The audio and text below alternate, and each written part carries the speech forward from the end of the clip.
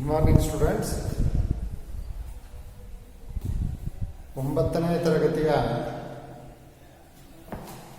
ಗಣಿತ ವಿಷಯಕ್ಕೆ ಸಂಬಂಧಪಟ್ಟಂತೆ ಇಂದಿನ ತರಗತಿಯಲ್ಲಿ ತ್ರಿಭುಜಗಳು ಅಂತಕ್ಕಂಥ ಪಾಠದಲ್ಲಿ ತ್ರಿಭುಜದ ಅರ್ಥ, ಹಾಗೆಯೇ ತ್ರಿಭುಜದ ವಿಧಗಳು, ತ್ರಿಭುಜದ ಸರ್ವಸಮತೆಯ ಅರ್ಥ, ಸರ್ವಸಮತೆಯನ್ನು ನಿರೂಪಿಸಲಿಕ್ಕೆ ಬೇಕಾಗಿರ್ತಕ್ಕಂಥ ಸರ್ವಸಮ ಸಿದ್ಧಾಂತಗಳು ಅಂದರೆ ಬಾಬಾಬಾ ಸಿದ್ಧಾಂತ, ಬಾಕೋಬಾ ಸಿದ್ಧಾಂತ, ಕೋನ ಬಾಹು ಕೋನ ಸಿದ್ಧಾಂತ, ಲಂಬಕೋನ ಕರ್ಣ ಬಾಹು ಸಿದ್ಧಾಂತಗಳ ಬಗ್ಗೆ ಪರಿಚಯವನ್ನು ಮಾಡಿಕೊಂಡಿತ್ತು. ಈ ದಿನ ಅದೇ ತ್ರಿಭುಜಗಳು ಪಾಠಕ್ಕೆ ಸಂಬಂಧಪಟ್ಟಂತೆ ಅದರ ಮುಂದುವರಿದ ವಿಚಾರವಾಗಿ ಕೆಲವು ಸಮಸ್ಯೆಗಳನ್ನು ಬಿಡಿಸೋದ್ರ ಜೊತೆಗೆ ಕೆಲವು ಪ್ರಮೇಯಗಳನ್ನು ಈ ದಿನ ನಾವು ಬಿಡಿಸೋಣ. ಅದರಲ್ಲಿ ಮುಖ್ಯವಾಗಿ ಈಗ ನಾವು ಮೊನ್ನೆ ದಿನ ನೋಡಿದ್ವಿ, ಯಾವುದೇ ಎರಡು ತ್ರಿಭುಜಗಳು ಸರ್ವಸಮ ತ್ರಿಭುಜಗಳಾಗಬೇಕು ಅಂತ ಹೇಳಿದ್ರೆ ಒಂದರ 3 ಬಾಹುಗಳು ಮತ್ತು 3 ಕೋನಗಳು ಇನ್ನೊಂದರ ಅನುರೂಪವಾದ 3 ಬಾಹುಗಳು ಮತ್ತು 3 ಕೋನಗಳಿಗೆ ಪರಸ್ಪರ ಸಮನಾಗಿದ್ದರೆ ಅಂತಹ ತ್ರಿಭುಜಗಳನ್ನು ಸರ್ವಸಮ ತ್ರಿಭುಜಗಳು ಅಂತ ಕರಿತೀವಿ. ತ್ರಿಭುಜಗಳ ಸರ್ವಸಮತೆಯನ್ನ ಸಾಧಿಸಲಿಕ್ಕೆ ಒಟ್ಟು 6 ಅಂಶಗಳ ಅವಶ್ಯಕತೆ ಇದೆ ಅಂತಕ್ಕಂಥದ್ದು ಡೆಫಿನೇಷನ್ ಪ್ರಕಾರ ಗೊತ್ತಿತ್ತು. ಆದರೆ ಸಿದ್ಧಾಂತಗಳ ಪ್ರಕಾರ ಎಲ್ಲ 6 ಅಂಶಗಳ ಅವಶ್ಯಕತೆ ಇಲ್ಲ, 3 ಅಂಶಗಳ ಸಹಾಯದಿಂದ ಅಂದ್ರೆ ಬಾಬಾಬಾ ಸಿದ್ಧಾಂತ, ಮತ್ತೆ ಬಾಕೋಬಾ ಸಿದ್ಧಾಂತ,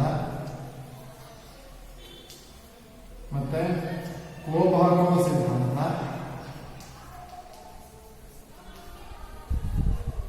ಹಾಗೆಯೇ ಲಂಬಕೋನ ಕರ್ಣ ಬಾಹು ಸಿದ್ಧಾಂತ. ಇವುಗಳ ಆಧಾರದ ಮೇಲೆ ಯಾವುದಾದ್ರೂ ತ್ರಿಭುಜದಲ್ಲಿ 3 ಬಾಹುಗಳು ಇನ್ನೊಂದರ ಅನುರೂಪವಾದ 3 ಬಾಹುಗಳಿಗೆ ಸಮನಾಗಿದ್ರೆ ಆ 2 ತ್ರಿಭುಜಗಳು ಸರ್ವಸಮ ಆಗಿರ್ತವೆ. ಹಾಗೆಯೇ ಉಳಿದಂತ ಅಂಶಗಳಾಗಿರ್ತಕ್ಕಂಥ 3 ಕೋನಗಳು ಆಟೋಮೆಟಿಕ್ ಆಗಿ ಸಮ ಆಗುತ್ತೆ ಅಂತಕ್ಕಂಥದ್ದು ಗೊತ್ತಿತ್ತು. ಹಾಗೆ ಯಾವುದಾದರೂ 2 ತ್ರಿಭುಜಗಳಲ್ಲಿ 2 ಬಾಹು ಮತ್ತು ಅವುಗಳ ನಡುವಿನ ಕೋನವು ಇನ್ನೊಂದರ ಅನುರೂಪವಾದ 2 ಬಾಹು ಮತ್ತು ಅವುಗಳ ನಡುವಿನ ಕೋನಕ್ಕೆ ಸಮನಾಗಿದ್ದರೆ ಆ ತ್ರಿಭುಜಗಳು ಸರ್ವಸಮವಾಗಿರ್ತವೆ ಅಂತಕ್ಕಂಥದ್ದನ್ನ ಅರ್ಥ ಮಾಡ್ಕೊಂಡಿದ್ವಿ. ಹಾಗೆಯೇ ಕೋಬಾಕೋ ಸಿದ್ಧಾಂತ ಮತ್ತು ಲಂಬಕೋನ ಕರ್ಣ ಬಾಹು ಸಿದ್ಧಾಂತವನ್ನು ಕೂಡ ನಾವು ಅಭ್ಯಾಸ ಮಾಡಿದ್ವಿ.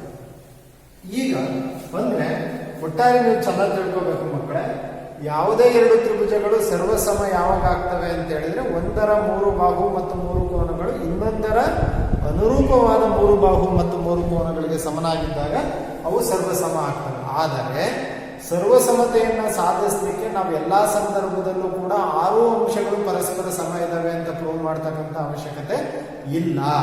ಸಿದ್ಧಾಂತಗಳ ಪ್ರಕಾರ ಈ 3 ಅಂಶಗಳು ಪರಸ್ಪರ ಸಮನಾಗಿದ್ರೆ ಸಾಕು, ಇನ್ನು ಉಳಿರ್ತಕ್ಕಂಥ ಅಂಶಗಳು ಆಟೋಮ್ಯಾಟಿಕ್ ಆಗಿ ಸಮ ಆಗಿರ್ತವೆ. ಅಂದ್ರೆ ಇಲ್ಲಿ ಉದಾಹರಣೆ ಒಂದನೇ ಹೇಳೋದಾದ್ರೆ 3 ಬಾಹುಗಳು ಸಮ ಇದಾವೆ ಅಂತ ಹೇಳ್ಬಿಟ್ಟು ತೋರಿಸಿದ್ರೆ ಆಟೋಮೆಟಿಕ್ ಆಗಿ ಉಳಿದಿರ್ತಕ್ಕಂಥ ಅನುರೂಪವಾದ 3 ಕೋನಗಳು ಪರಸ್ಪರ ಸಮ ಇದ್ದೇ ಇರುತ್ತೆ ಅಂತಕ್ಕಂಥದ್ದು ನಮಗೆ ಗೊತ್ತಾಗುತ್ತೆ. ಅದೇ ರೀತಿ ನೋಡಿದಂಥದ್ದು ಕೂಡ. ಈಗ ಕೆಲವು ಪ್ರಮೇಯಗಳನ್ನ ಮತ್ತೆ ಕೆಲವು ಸಮಸ್ಯೆಗಳನ್ನ ಈ ಪಾಠಕ್ಕೆ ಸಂಬಂಧಪಟ್ಟಂತೆ ಬಿಡಿಸೋಣ.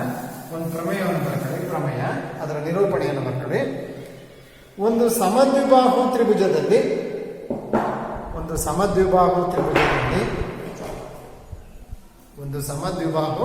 ತ್ರಿಭುಜದಲ್ಲಿ ಸಮಬಾಹುಗಳಿಗೆ ಅಭಿಮುಖವಾಗಿರುವ ಕೋನಗಳು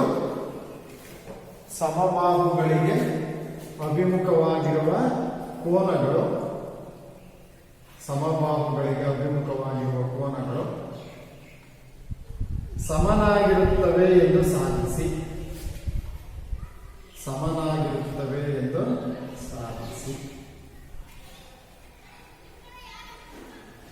ಸಮಬಾಹುಗಳಿಗೆ ಅಭಿಮುಖವಾಗಿರುವ ಕೋನಗಳು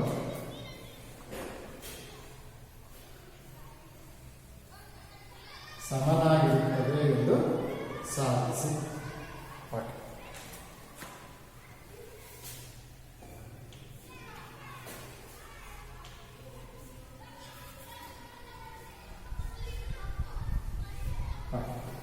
ಇಲ್ಲೇನು ಹೇಳಿದಾನೆ, ನಾವು ಯಾವುದೇ ಪ್ರಮೇಯದ ಕೊಟ್ಟಾಗ ನಿಮ್ಮೆಲ್ಲರಿಗೂ ಕೂಡ ಗೊತ್ತಿದೆ ಪ್ರಮೇಯವನ್ನು ಸಾಧಿಸ್ತಕ್ಕಂಥದ್ದು ಹೇಗೆ ಅಂತ. ಪ್ರಮೇಯದ ಹೇಳಿಕೆಯನ್ನು ಓದ್ಕೊಂಡು ಅದಕ್ಕೆ ಸೂಕ್ತವಾಗಿರ್ತಕ್ಕಂಥ ಚಿತ್ರವನ್ನ ಫಸ್ಟ್ ಹಾಕಬೇಕು. ಒಂದು ಸಮದ್ವಿಬಾಹು ತ್ರಿಭುಜದಲ್ಲಿ ಇಲ್ಲಿ ಇದೊಂದು ಸಮದ್ವಿಬಾಹು ತ್ರಿಭುಜ. ಈ ತ್ರಿಭುಜದಲ್ಲಿ ಈ 2 ಬಾಹುಗಳು ಸಮ ಇದೆ ಅಂತ ನಾನು ಗುರುತಿಸ್ಕೊಂಡಿದ್ದೀನಿ. ಯಾವುದು? AB = AC ಸಿ ಅಂತ ಪ್ರೂವ್ ಮಾಡ್ತೀವಿ. ನಾವೇನು ಪ್ರೂವ್ ಮಾಡ್ಬೇಕೀಗ?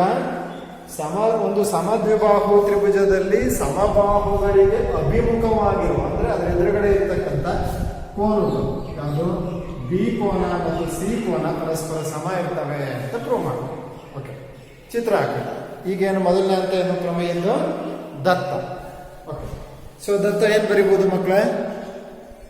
ಹಾ, ಮೊದಲನೇ ಅಂತ ಯಾವುದು? ದತ್ತ. ನೀವೇ ಹೇಳಿ ನೋಡೋಣ, ಏನ್ ಬರಿಬೋದು ದತ್ತನ? ಹಾ, ತ್ರಿಭುಜ ABC ಯಲ್ಲಿ ತ್ರಿಭುಜ ABC ಯಲ್ಲಿ AB is equal to AC. AB is equal to AC. ಹೌದಾ? ಇದನ್ನು ಸಮದ್ವಿಬಾಹು ತ್ರಿಭುಜ ಅಂತ ಕೊಟ್ಟಿದ್ದಾನೆ ಅಂದ್ರೆ ತ್ರಿಭುಜದ ಯಾವುದಾದರೂ ಎರಡು ಬಾಹುಗಳು ಸಮನಾಗಿದ್ರೆ ಅದನ್ನು ಸಮದ್ವಿಬಾಹು ಅಂತ ಕರಿತೀವಿ. AB is equal to AC. ಮುಂದಿನ ಅಂತ ಯಾವುದು? ಸಾಧನೆ. ಸಾಧನೆ ಏನ್ ಸಾಧಿಸ್ಬೇಕಂದ್ರೆ ಈ ಸಮನಾಗಿರುವ ಬಾಹುಗಳಿಗೆ ಅಭಿಮುಖ ಅಂದ್ರೆ ಇದ್ರಿಗೆ ಎದುರುಗಡೆ ಇರೋ ಕೋನ ಯಾವುದು? ಬಿ. ಈ ಬಾಹುಗೆ ಎದುರುಗಡೆ ಇರೋ ಕೋನ ಯಾವುದು? ಸಿ. ಬಿ ಮತ್ತು ಸಿ ಕೋನಗಳು ಪರಸ್ಪರ ಸಮ ಇರ್ತವೆ ಅಂತ ಪ್ರೂವ್ ಮಾಡಬಹುದು. ಎಂಬುದನ್ನ ಕೋನ ABC is equal to ಕೋನ ACB ಅಂತ ಪ್ರೂವ್ ಮಾಡಬಹುದು. ಹೌದಾ? ನೆಕ್ಸ್ಟ್ ರಚನೆ.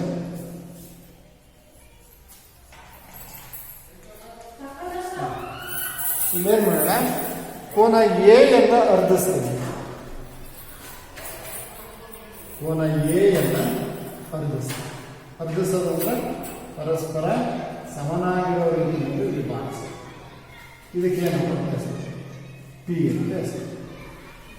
ಏನ್ ಬರೋಣ ರಚನೆಯಲ್ಲಿ? ಎಪಿಯು ಕೋನ ಎಯನ್ನು ಅರ್ಧಿಸಿದೆ. ಕೋನ ಎಯನ್ನು ಅರ್ಧಿಸಿದೆ. ಕೋನ ಎಯನ್ನು ಅರ್ಧಿಸಿದೆ. ಓಕೆ, ನೆಕ್ಸ್ಟ್ ಏನು? ಸಾಲ.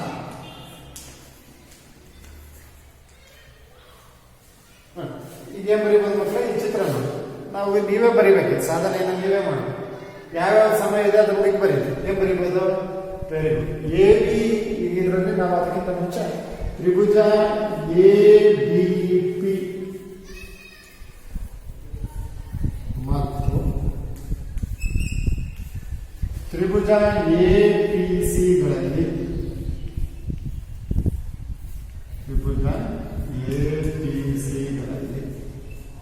ಅವೆರಡು ಹೋಲಿಕೆ ಏನು? ಯಾವ ಸಮಯ ಇದೆ? ತ್ರಿಭುಜ ABP ಕಾಣ್ತಾ ಇದೆಯಾ?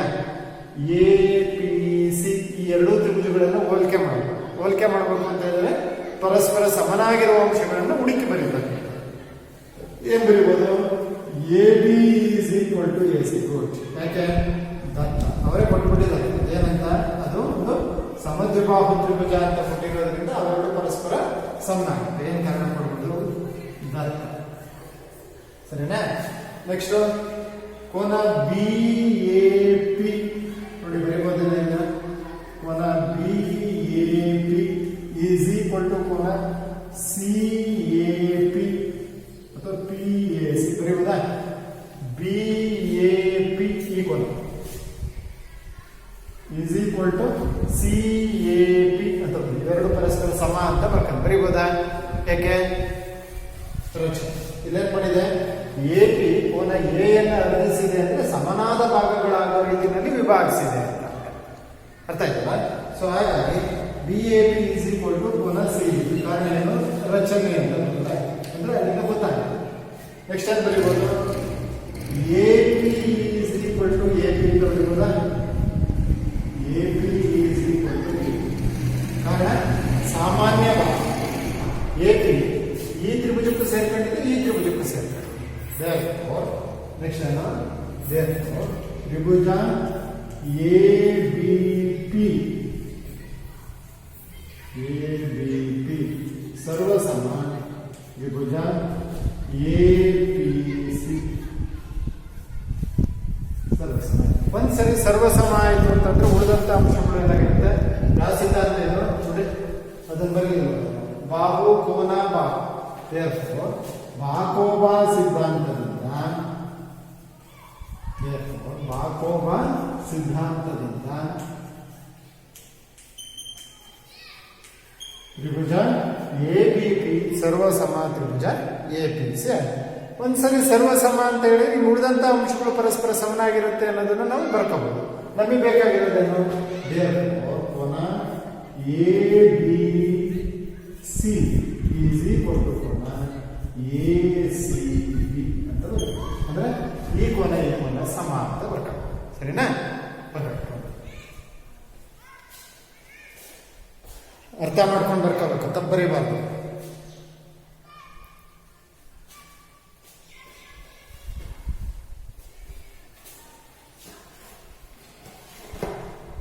ಕಾಣಿಸ್ತಾ ಇದೆಯಾ? ಹಾ, ಸೈಡಲ್ಲಿ ಬರ್ಕೊಳ್ಳಿ, ಕರೆಕ್ಟ್ ಬರ್ಕೊಳ್ಳಿ.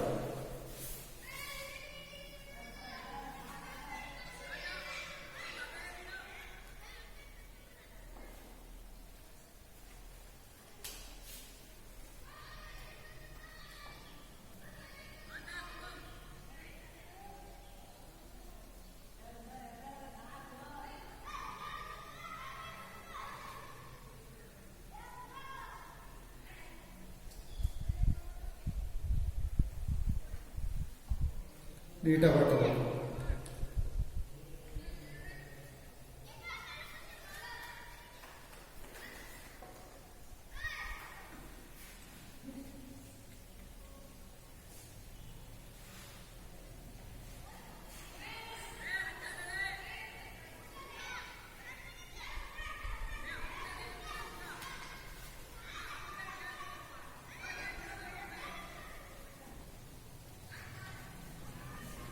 ಆಯ್ತಾ?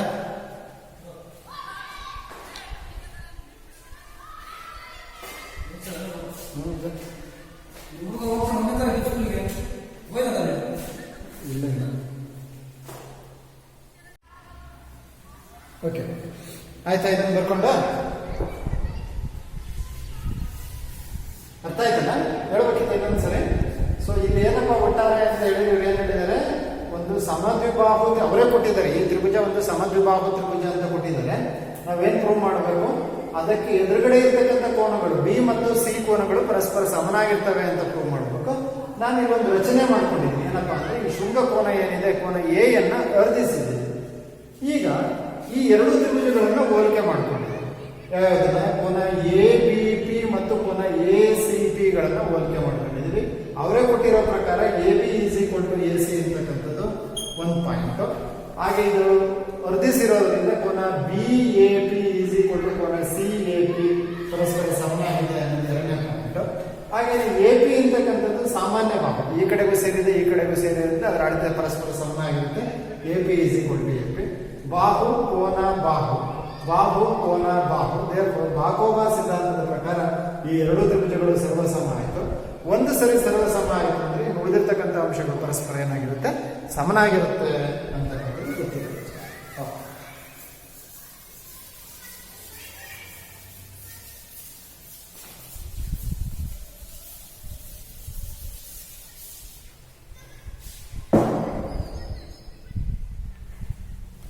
ನೆಕ್ಸ್ಟ್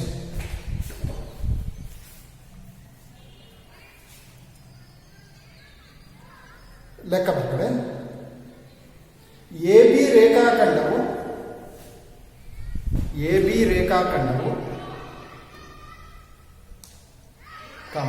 ಸಿ ಡಿ ರೇಖಾಖಂಡಕ್ಕೆ ಸಮಾಂತರವಾಗಿದೆ.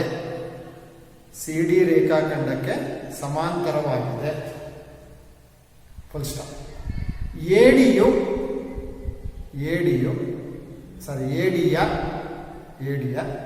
ಮಧ್ಯಬಿಂದು ಓ ಆಗಿದೆ. ಎಡಿಯ ಮಧ್ಯಬಿಂದು ಓ ಆಗಿದೆ. ತ್ರಿಭುಜ ಎಒಬಿ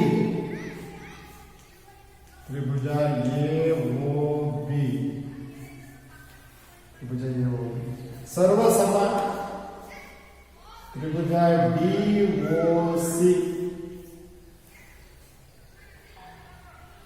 ಎಂದು ಸಾಧಿಸಿ ಹಾಗೂ ಓ ಬಿಸಿಯ ಮಧ್ಯಬಿಂದುವಾಗಿದೆ ಎಂದು ಸಾಧಿಸಿ. ಓ ಬಿಸಿಯ ಮಧ್ಯಬಿಂದುವಾಗಿದೆ ಎಂದು ಸಾಧಿಸಿ. ಓಕೆ, ಚಿತ್ರ ಅವರೇ ಕೊಟ್ಟಿದ್ದಾರೆ, ನಿಮ್ಮ ಬುಕ್ಕಲ್ಲಿದೆ ನೋಡಿ. ಈ ಚಿತ್ರ ಪೇಜ್ ನಂಬರ್ 92. ಓಕೆ, ನಾನು ರಫ್ ಬರೆದಿರ್ತೀನಿ. ಇಲ್ಲಿ ಏನಂದ್ರೆ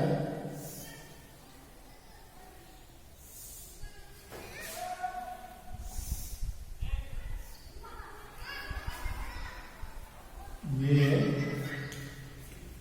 B C D ಇದು O.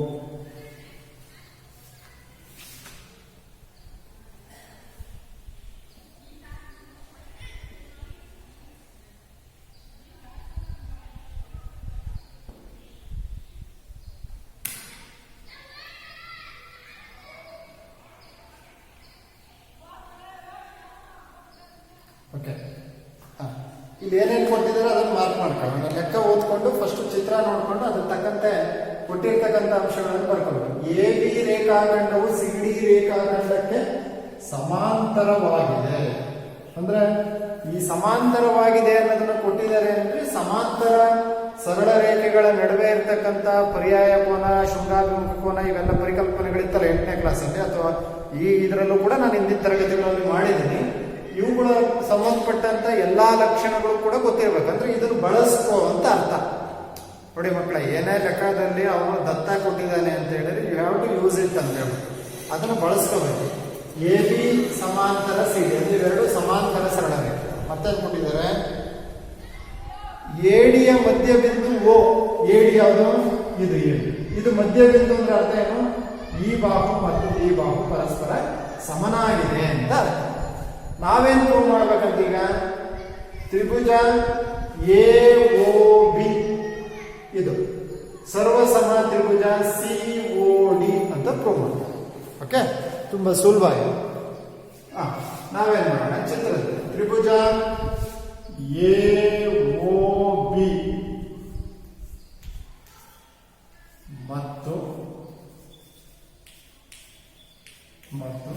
ತ್ರಿಭುಜ ಸಿ ಓ ಡಿಗಳಲ್ಲಿ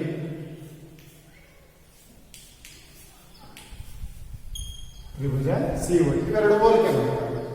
ಏನೇನು ಬರೀಬಹುದು ಮಕ್ಕಳ? A O is equal to O D ಅಂತ ನಿಮಗೆ ಗೊತ್ತಾಗುತ್ತೆ. A O is equal to O D. ಯಾಕೆ? ಅವರೇ ಕೊಟ್ಟಿದ್ದಾರೆ ದತ್ತ. ಸರಿನಾ? ಮತ್ತೆ ಬರೀಬಹುದು ಕೋನ ಎ ಓ ಬಿ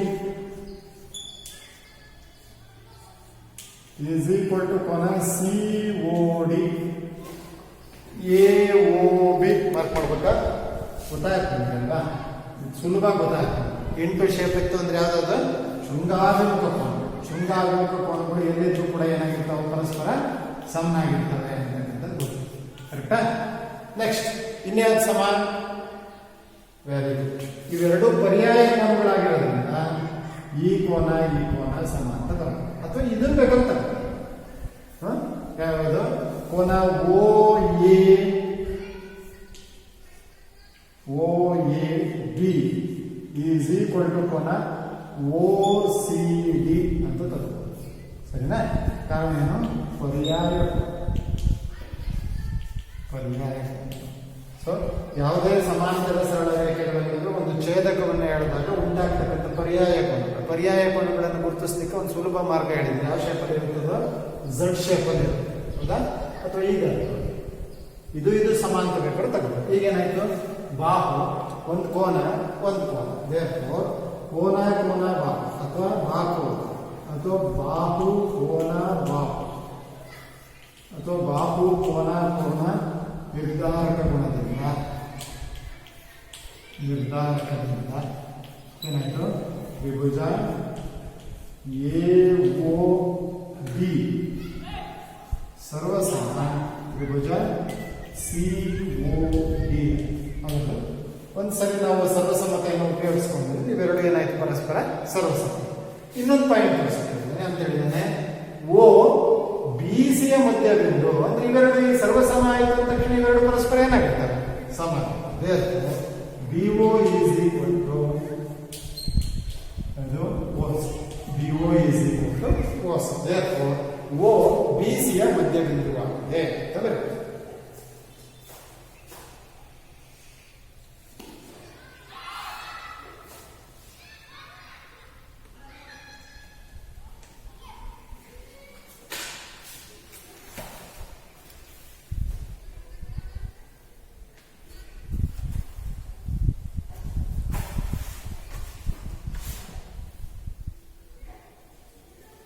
ಅರ್ಥ ಆಯ್ತಲ್ಲ ಮಕ್ಕಳ? ಇದು ಆಗಲೇ 8ನೇ ಕ್ಲಾಸಲ್ಲೂ ಕೂಡ ಇದೇ ತರದ ಪಾಠ ಮುಂದುವರೆದಿತ್ತು ಅಂತಕ್ಕಂಥದ್ದು ಗೊತ್ತಿರ್ತಕ್ಕಂಥ ವಿಚಾರ ನಿಮಗೆ. ಇಲ್ಲಿ ಸುಲಭ ಇದೆ.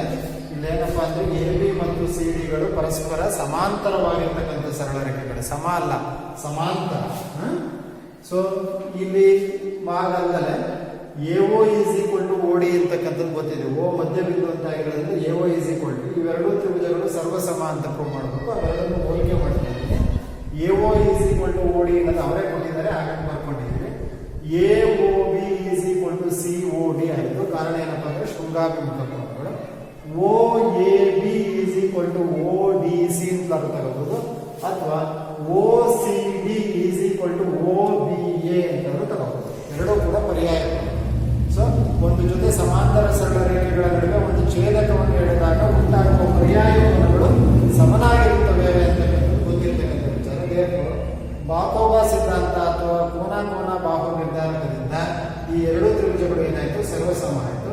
ಒಂದ್ಸಲಿ ಸರ್ವಸಮ ಆಯಿತು ಅಂದ್ರೆ ಉಳಿದಿರ್ತಕ್ಕಂಥ ಅಂಶಗಳು ಏನಾಗಿರ್ತ ಪರಸ್ಪರ ಸಮನಾಗಿರ್ತವೆ. BO is equal to O C ಆಯಿತು.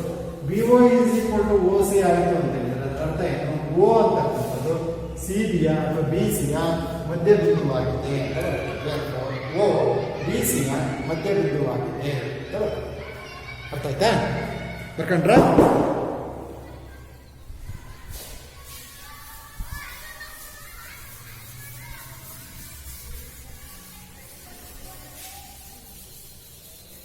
ನೆಕ್ಸ್ಟ್, ಚತುರ್ಭುಜ ಎಬಿಸಿಡಿಯಲ್ಲಿ ನೆಕ್ಸ್ಟ್ ಲೆಕ್ಕ. ಚತುರ್ಭುಜ ಎಬಿಸಿಡಿಯಲ್ಲಿ ಎಸಿ ಈಸ್ ಈಕ್ವಲ್ ಟು ಎಡಿ, ಎಸಿ ಈಸ್ ಈಕ್ವಲ್ ಟು ಎಡಿ ಮತ್ತು ಎಬಿಯು ಕೋನ ಎ ಯನ್ನು ಅರ್ಧಿಸುತ್ತದೆ. ತ್ರಿಭುಜ ಎಬಿಸಿ ಸರ್ವಸಮ ತ್ರಿಭುಜ ಎಬಿಡಿ ಎಂದು ಸಾಧಿಸಿ.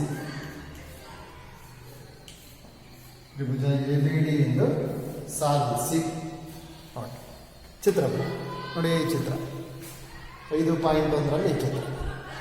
Okay,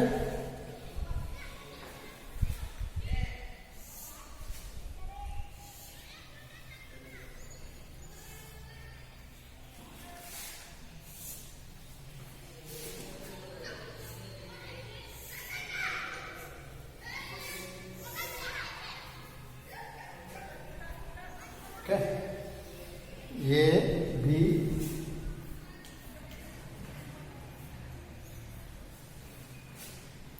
C D. ಓಕೆ,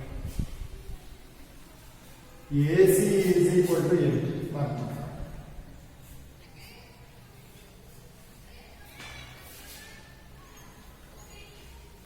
ಹಾಗೂ ಎ ಬಿಯು ಕೋನ ಎ ಯನ್ನು ಅರ್ಧಿಸುತ್ತದೆ. ಅಂದ್ರೆ ಇದು ಸಮ.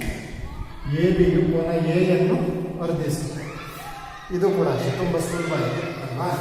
ನೀವೇ ಮಾಡಬಹುದು. ಮಾಡ್ತೀರಾ? ಪ್ರಯತ್ನ ಪಡಿ. ತ್ರಿಭುಜ ಎ ಬಿ ಸಿ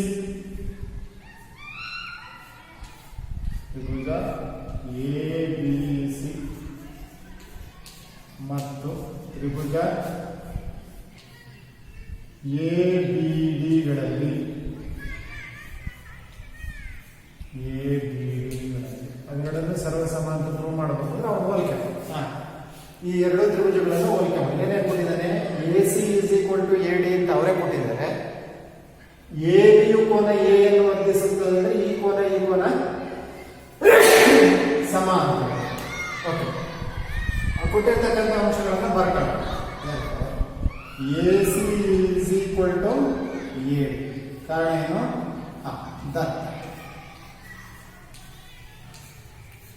ಹಾಗೆ ಕೋನ ಬಿ ಎ ಸಿ, ಕೋನ B A C is equal to ಕೋನ B A D, B A D ಅದು ಕೂಡ ಬರ್ತದೆ. ಹೌದಾ? ಆಮೇಲೆ ಇನ್ನೊಂದು ಪಾಯಿಂಟ್, ಇನ್ನೊಂದು ಹುಡುಕೋದೇನು ಕಷ್ಟ ಅಲ್ಲ, ಕಾಣ್ತಾ ಇದೆ. ಏನು? A B is equal to A B, ಕಾರಣ ಏನು? ಸಾಮಾನ್ಯ ಬಾಹು. ಏನು ಸಿದ್ಧಾಂತ? ಬಾಹು ಕೋನ ಬಾಹು. ಬಾಕೋಬಾ ಸಿದ್ಧಾಂತದಿಂದ ಬಾಕೋಬಾ ಸಿದ್ಧಾಂತದಿಂದ ತ್ರಿಭುಜ ಎ ಬಿ ಸಿ ಸರ್ವಸಮ ತ್ರಿಭುಜ ಅದು ಎ ಬಿ ಡಿ ಅಲ್ಲ ಮಕ್ಕಳೇ, 2 ಪಾಯಿಂಟ್ ಅವರೇ ಕೊಟ್ಟಿದ್ದಾರೆ. ಏನು? A D is equal to A C ಅನ್ನೋದು ಅವರೇ ಕೊಟ್ಟಿದ್ದಾರೆ. ಇದು ಒಂದೇ ಹುಡುಕಿರೋದು ನಾವು, ಅದು ಕೂಡ ಇತ್ತು, ನಾವು ಹುಡುಕಿದ್ದೀವಿ ಅಷ್ಟೇ. ಮತ್ತು ನಾವೇನು ಮಾಡಿರೋದು, ಎ ಬಿ ಅನ್ನೋದು ಈ ತ್ರಿಭುಜಕ್ಕೂ ಸಂಬಂಧಪಟ್ಟಿದೆ, ಕೆಳಗಡೆ ತ್ರಿಭುಜಕ್ಕೂ ಸಂಬಂಧಪಟ್ಟಿದೆ. ಇದು ಅರ್ಧಿಸಿದೆ ಅಂತ ಇರೋದ್ರಿಂದ ಕೋನ ಎ ನ ಅರ್ಧಿಸಿರೋದ್ರಿಂದ ಕೋನ C A B is equal to D A B ಆಗಿದೆ. ಹಾಗಾಗಿ 2 ಸಮ ಆಯಿತು. ಬಾಹು ಕೋನ ಬಾಹು ಸಿದ್ಧಾಂತದಿಂದ ಈ 2 ತ್ರಿಭುಜಗಳು ಏನಾಯ್ತು? ಸರ್ವಸಮ. ಓಕೆ,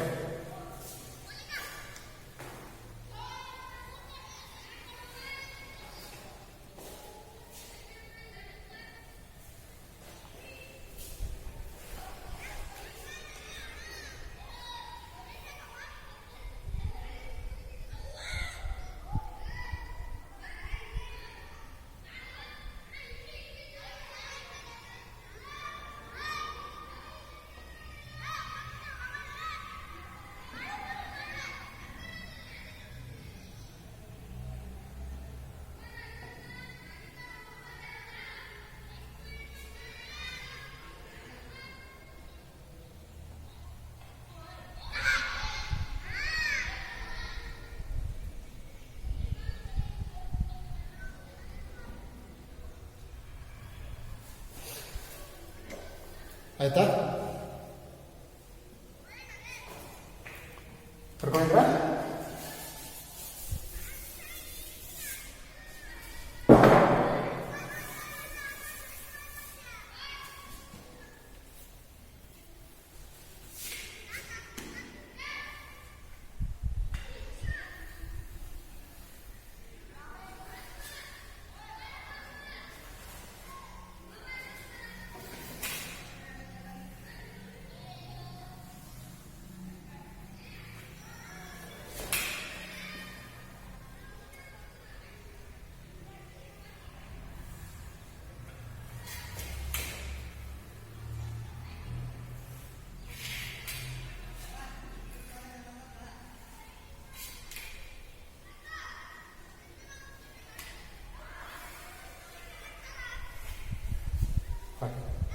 ನೆಕ್ಸ್ಟ್ ಬರ್ತದೆ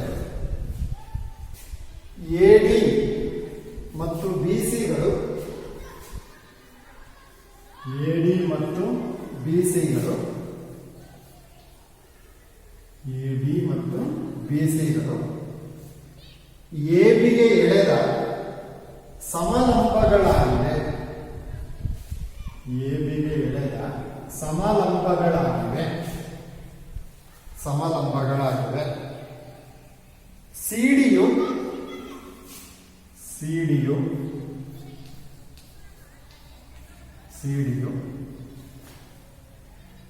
ಎ ಬಿಯನ್ನು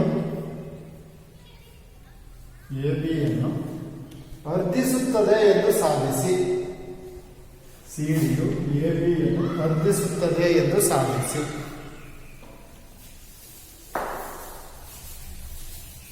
ಚಿತ್ರ ಇದೆ ಅಭ್ಯಾಸದಲ್ಲಿ ನೋಡ್ಕೊಂಡು ಮಾಡೋಣ. ಏನ್ ಕೊಟ್ಟಿದ್ದಾನೆ? ಎ ಡಿ ಮತ್ತು ಬಿ ಸಿಗಳು ಎಬಿಗೆ ಎಳೆದ ಸಮಲಂಬಗಳು, ಲಂಬನೂ ಇದಾವೆ ಜೊತೆ ಪರಸ್ಪರ ಸಮ ಆಗಿದೆ. ಅಂದ್ರೆ ಬಿ ಸಿಯ ಉದ್ದ ಎಡಿಯ ಉದ್ದಕ್ಕೆ ಪರಸ್ಪರ ಸಮ ಆಗಿದೆ, ಜೊತೆಗೆ ಲಂಬ ಅಂದ್ರೆ ಇಟ್ ಮೇಕ್ಸ್ 90 ಡಿಗ್ರಿ, 90 ಡಿಗ್ರಿ ಉಂಟು ಮಾಡಿ. ಬೇಕಾದ್ರೆ 91 ಮಾರ್ಕ್ ಮಾಡ್ಕೊಂಡು ತಪ್ಪೇನಿಲ್ಲ. ನಾವೇನ್ ಪ್ರೂವ್ ಮಾಡ್ಬೇಕಂತ ಈಗ ಯಾವುದು ಈ ಏನು ಸಿ ಡಿ ಇದೆ ಎ ಬಿ ಅನ್ನು ಅರ್ಧಿಸುತ್ತದೆ ಅಂತಂದ್ರೆ ಏನಂತ ಪ್ರೂವ್ ಮಾಡೋದು ನಾವು, ಇದು ಸಮ ಅಂತ ಪ್ರೂವ್ ಮಾಡ್ಬೇಕು. ಹೌದಾ? ಇದು ಸಮ ಅಂತ ಪ್ರೂವ್ ಮಾಡ್ಬೇಕು. ನಾನು ಇಲ್ಲಿ ಏನ್ ಮಾರ್ಕ್ ಮಾಡಿದ್ರು, ಇವು ಸಮ ಅಂತ ಪ್ರೂವ್ ಮಾಡ್ಬೇಕು. ಅಂದ್ರೆ ಯಾವುದು O B is equal to O A ಅಂತ ಪ್ರೂವ್ ಮಾಡಿದ್ರೆ ಅಲ್ಲಿಗೆ ಅದು ಅರ್ಧಿಸುತ್ತದೆ ಅಂತ ಆಗಿದೆ. ನಾವೇನ್ ಮಾಡೋಣ, ಆ ಎರಡು ತ್ರಿಭುಜಗಳನ್ನು ಹೋಲಿಕೆ ಮಾಡೋಣ. ಯಾವುದು ತ್ರಿಭುಜ ಎ ಓ ಡಿ, ತ್ರಿಭುಜ ಎ ಓ ಡಿ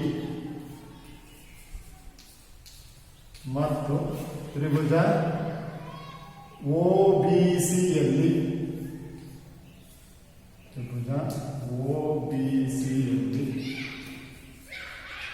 ಹೋಲಿಕೆ ಏನೇನು ಸಮ ಇದೆ ಅವರೇ ಕೊಡ್ಬೋದು. ಏನಂತ, B C is equal to A,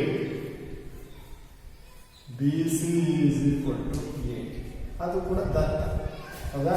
ಸಮಲಂಬಗಳು ಅಂತ ಹೇಳ್ಬಿಟ್ಟಿದೆ ದತ್ತ. ಆಮೇಲೆ ಮತ್ತೆ ಕೂಡ ಇದು ಲಂಬ ಕೋನ ಅಂತ ಹೇಳಿದ್ರೆ ಅವೆರಡು ಸಮ ಅಂತ ಬರ್ತದೆ. ಯಾವುದು ಕೋನ O B C is equal to ಕೋನ ಓ ಎ ಡಿ, ಕಾರಣ ಲಂಬ ಕೋನ. ಕರೆಕ್ಟಾ? ನೆಕ್ಸ್ಟ್ ಇನ್ನೊಂದು ಯಾವುದು ಹುಡ್ಕೋಣ? ಇಂಟು ಶೇಪ್ ಇತ್ತು ಅಂದ ತಕ್ಷಣ ಶೃಂಗ ಆಗೋದು. ಹೌದಾ? ಇದು ಸಮ. ಹೇಳೋದು ಕೋನ B O C is equal to ಕೋನ ಎ ಓ ಡಿ. ಮಕ್ಕಳೇ, ನಾನು ಹಿಂದೆ ಹೇಳಿದ್ದೀನಿ, ಇದು ಯಾವಾಗಲೂ ಬರೀಬೇಕಾದ್ರೆ ಒಂದು ತ್ರಿಭುಜಕ್ಕೆ ಸಂಬಂಧಪಟ್ಟಂತ ಬಾಹು ಮತ್ತು ಕೋನಗಳೇನಿರೋದಿಲ್ಲ ಅದನ್ನ ಎಡಗಡೆ ಬರೆದ್ರೆ ಇನ್ನೊಂದು ತ್ರಿಭುಜಕ್ಕೆ ಸಂಬಂಧಪಟ್ಟಿದ್ದೆಲ್ಲ ಬಲಗಡೆ ಬರಬೇಕು. ಅಂದ್ರೆ ಓ ಬಿ ಸಿ ಸಂಬಂಧಪಟ್ಟಿದ್ದೆಲ್ಲ ನಾನು ಇಲ್ಲಿ ಎಡಗಡೆ ಬರೆದಿದ್ದೀನಿ, ಎ ಓ ಡಿ ಸಂಬಂಧಪಟ್ಟಿದ್ದನ್ನೆಲ್ಲ ಬಲಗಡೆ ಬರೆದಿದ್ದೀನಿ. ನೀವು ಬರೀಬೇಕಾದ್ರೆ ನಿಮ್ಗೆ ಬರೀಬಾರ್ದು, A O D is equal to B O C ಅಂತ ಬರೀಬಾರ್ದು. ಗೊತ್ತಾಯ್ತಾ? ಓಕೆ. ನೆಕ್ಸ್ಟ್ ದೇರ್ಫೋರ್ ಏನಾಯ್ತು, ಬಾಹು ಕೋನ ಕೋನ ಏನಾಯ್ತು, ಕೋನ ಬಾಹು ಕೋನ. ದೇರ್ಫೋರ್ ಕೋನ ಬಾಹು ಕೋನ ಸಿದ್ಧಾಂತದಿಂದ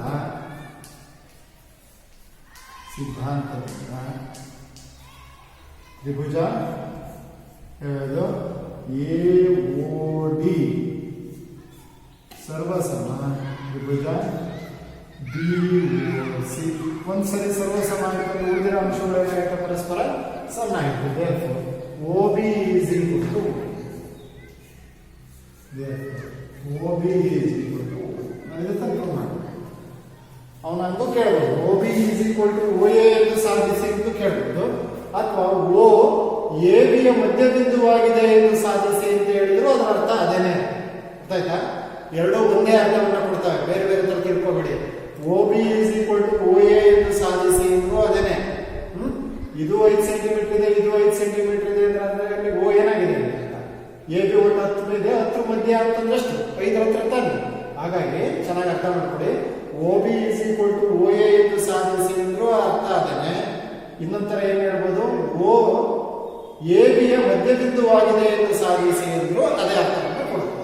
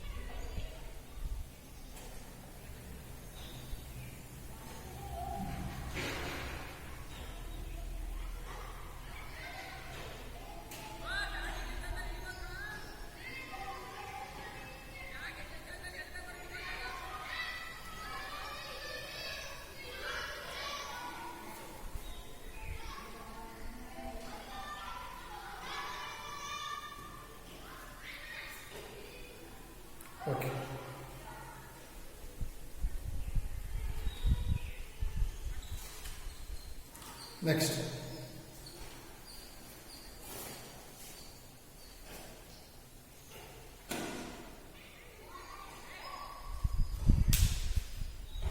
ಆಯ್ತಾ, ಬರ್ಕೊಂಡಾಯ್ತಾ ಇದು? ಹಾಂ, ನೆಕ್ಸ್ಟ್ ಬರ್ತದೆ ಸೂಚನೆ. ಸೂಚನೆ ತ್ರಿಭುಜದ ಎರಡು ಬಾಹುಗಳು ಅಸಮವಿದ್ದಾಗ, ತ್ರಿಭುಜದ ಎರಡು ಬಾಹುಗಳು ಅಸಮವಿದ್ದಾಗ ದೊಡ್ಡ ಬಾಹುವಿನ ಎದುರಿನ ಕೋನವು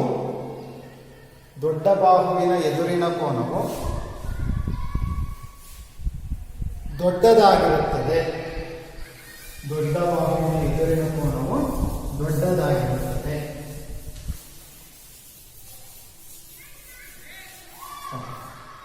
ಏನಿದ್ರ ಅರ್ಥ? ಈಗ ತ್ರಿಭುಜದ ಬಾಹುಗಳು ಅಸಮವಿದ್ದಾಗ ಅಂತಂದ್ರೆ ಅದೊಂದು ಅಸಮ ಬಾಹು ತ್ರಿಭುಜ ಅಂತ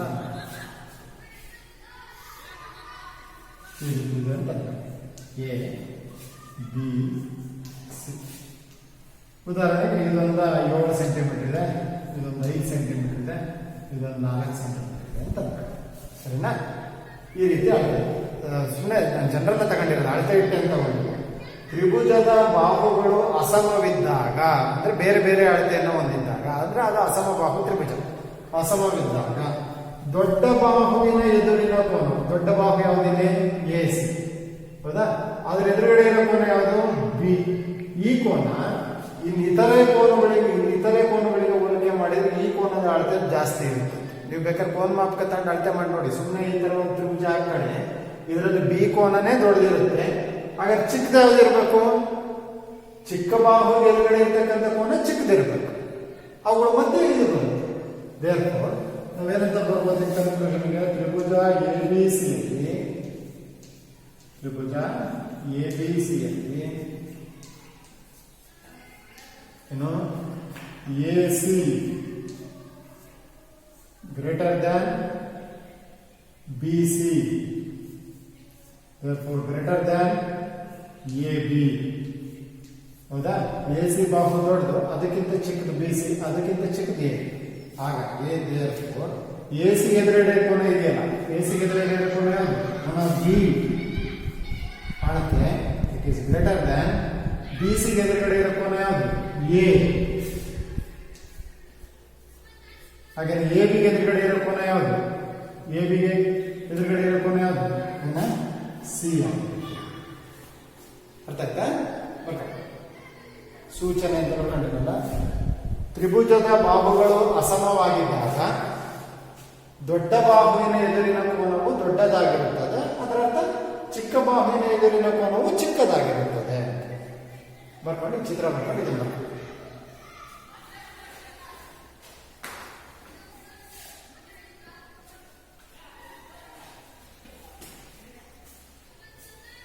ಆಯ್ತಾ?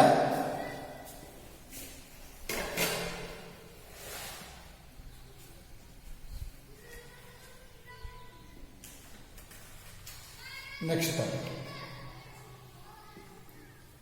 ಇದೆ ಇನ್ನೊಂದು ಸೂಚನೆ. ಇನ್ನೊಂದು, ಯಾವುದೇ ತ್ರಿಭುಜದಲ್ಲಿ ದೊಡ್ಡ ಕೋನಕ್ಕೆ ಅಭಿಮುಖವಾಗಿರುವ ಬಾಹುವು, ಯಾವುದೇ ತ್ರಿಭುಜದಲ್ಲಿ ದೊಡ್ಡ ಕೋನಕ್ಕೆ ಅಭಿಮುಖವಾಗಿರುವ ಬಾಹುವು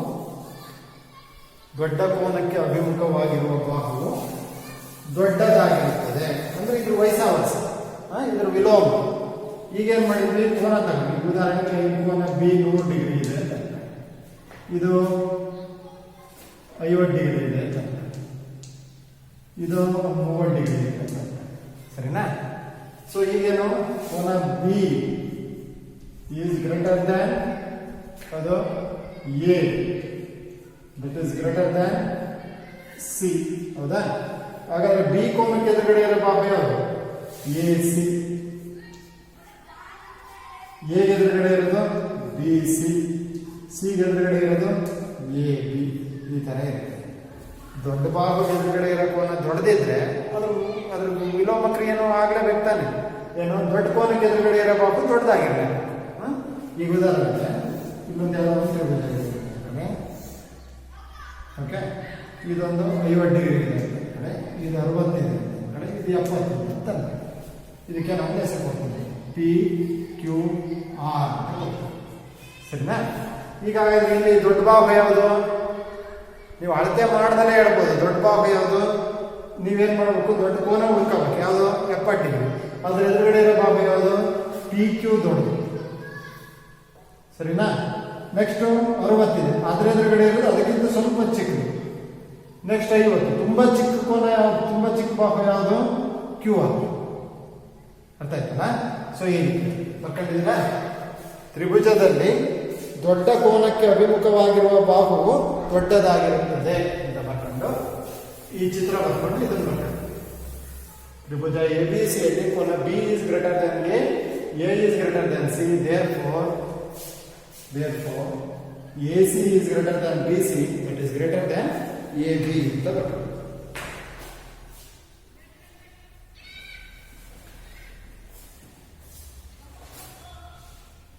ಆಯ್ತಾ? ನೆಕ್ಸ್ಟ್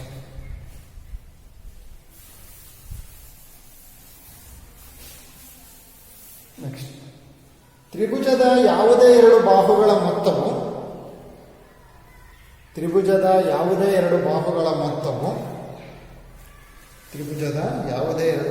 ಮೊತ್ತವು ಮೂರನೇ ಬಾಹುವಿಗಿಂತ ಅಧಿಕವಾಗಿರುತ್ತದೆ.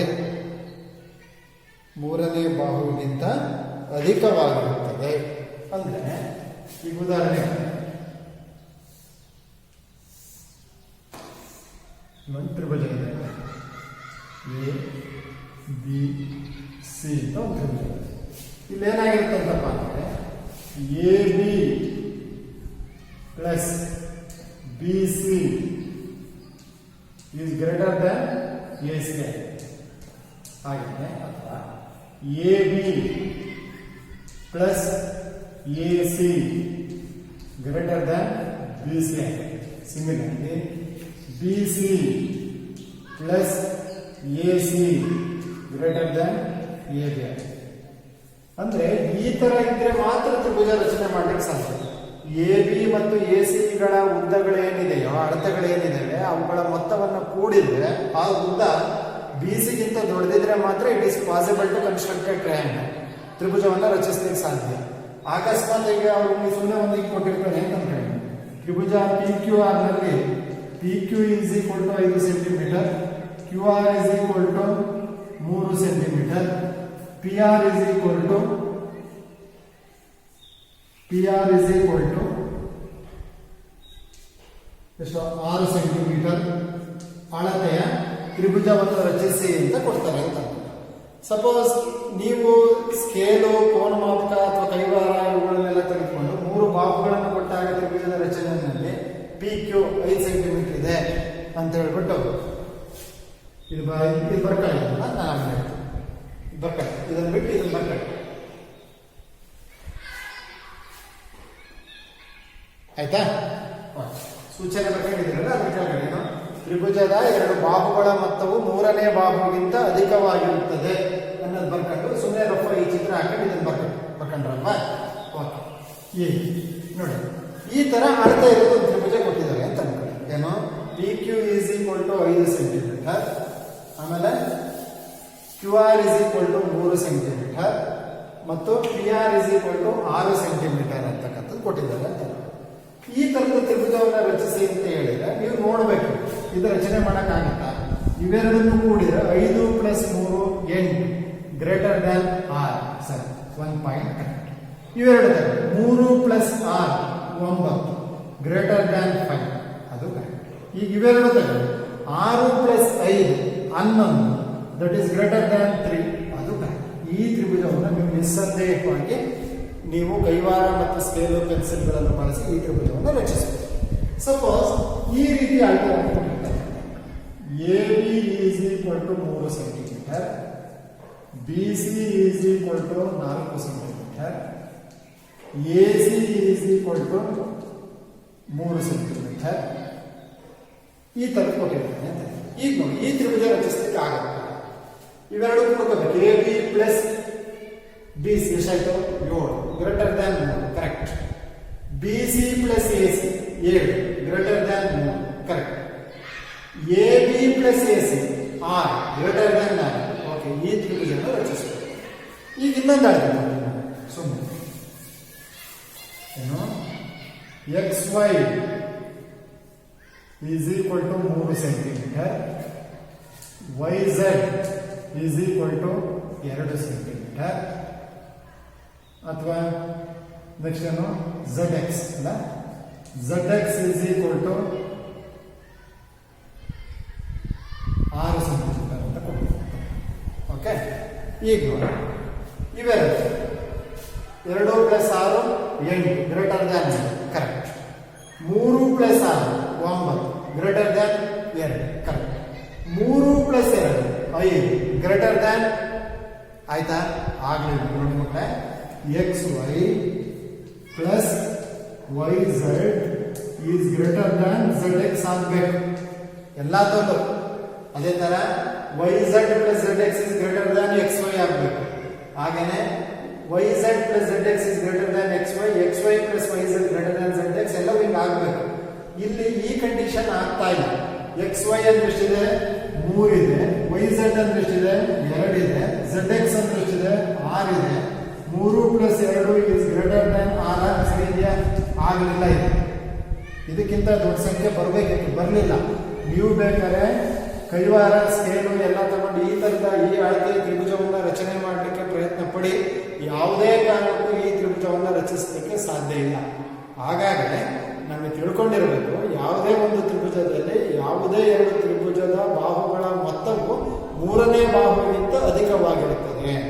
ಎಲ್ಲ ಒಂದತ್ರ ಆಗಲಿಲ್ಲ ಅಂತಂದ್ರೂ ಕೂಡ ಆ ತ್ರಿಭುಜದ ರಚನೆ ಆ ಥರದ ತ್ರಿಭುಜಗಳು ಇರಲಿಕ್ಕೆ ಸಾಧ್ಯನೇ ಇಲ್ಲ. ನಾನು ಹಿಂದೆ ಕೊಟ್ಟಂತೆ ಎಲ್ಲ ಅಳತೆಯ ತ್ರಿಭುಜಗಳನ್ನು ರಚಿಸಬಹುದು, ಆದರೆ ಈ ರೀತಿಯ ತ್ರಿಭುಜವನ್ನು ರಚಿಸಲಿಕ್ಕೆ ಪ್ರಯತ್ನ ಪಡಿ. ಯಾವುದೇ ಕಾರಣಕ್ಕೂ ಈ ತ್ರಿಭುಜವನ್ನು ರಚಿಸಲಿಕ್ಕೆ ಸಾಧ್ಯ ಇಲ್ಲ ಅಂತಕ್ಕಂಥದ್ದನ್ನು ನೀವು ಅರ್ಥ ಮಾಡಬಹುದು. ಓಕೆ.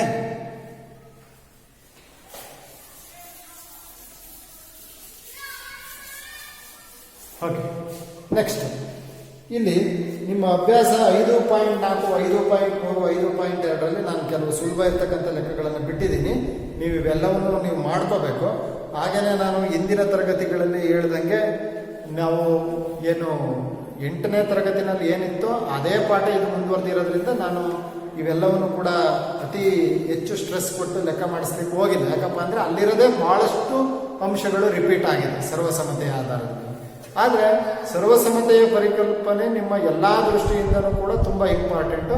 ಈ ಸಿದ್ಧಾಂತಗಳನ್ನು ಮತ್ತು ಆ ಪರಿಕಲ್ಪನೆಯನ್ನು ಚೆನ್ನಾಗಿ ಅರ್ಥ ಮಾಡ್ಕೋಬೇಕು ಮತ್ತು ಪ್ರಮೇಯಗಳನ್ನು ಕೂಡ ಚೆನ್ನಾಗಿ ಅರ್ಥ ಮಾಡಬೇಕು. Especially the statement of the theorems ಅವುಗಳನ್ನು ಚೆನ್ನಾಗಿ ಅರ್ಥ ಮಾಡ್ಕೊಂಡ್ಬಿಟ್ಟು ಅದ್ರ ಮೇಲೆ ಲೆಕ್ಕ ಮಾಡೋದನ್ನು ಕಲಿಯಿರಿ. ಅಭ್ಯಾಸದಲ್ಲಿರ್ತಕ್ಕಂಥ ಲೆಕ್ಕಗಳನ್ನು ನೀವು ಮಾಡಲಿಕ್ಕೆ ಪ್ರಯತ್ನ ಪಡಿ.